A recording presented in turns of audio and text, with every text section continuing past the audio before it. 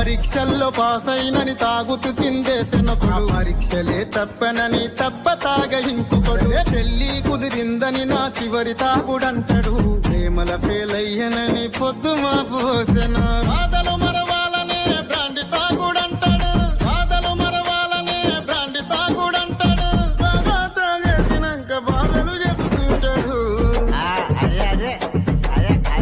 నీకు దండమే పరీక్షల్లో పాస్ అయినని తాగుతూ చిందేసినప్పుడు పరీక్షలే తప్పనని తప్ప తాగయింపుకొడు పెళ్లి కుదిరిందని నా చివరి తాగుడంటాడు